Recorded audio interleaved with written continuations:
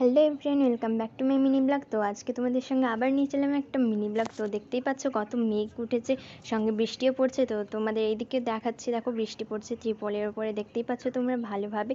তো আর সঙ্গে দেখো ওই সাইডটাতেও দেখো বৃষ্টি পড়ছে।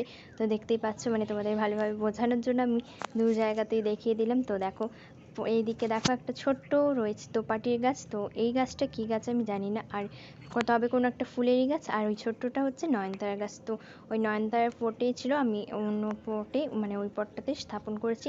আগে গাছগুলো ছিল ওইদিকে, এখন দেখো এইদিকে নিয়ে চলে এসেছি। তো তারপরে আরও একটা নয়নতারার গাছ দেখতে পেলে, নয়নতারার গাছের মানে তলাতেই দেখতে পেলে একটা চারা। আর দেখো প্রচুর প্রচুর আজকে মানে এই বৃষ্টির মধ্যে ফুল পড়ে হয়েছিল। আর এই দেখো বৃষ্টির জন্য পুরো ছাদটা পুরো নোংরা হয়ে গিয়েছে। তো যেমন জবা ফুল, রঙন ফুল ফুটেছিল। আর এটা কি গাছ আমি জানি না নিজেও। তো যখন বিক্রি করতে এসেছিলো আমাদের এদিকে, তখন ওটা নিয়েছিল 5 টাকা। আর ওটা দেখো কাঞ্চন ফুলের গাছ।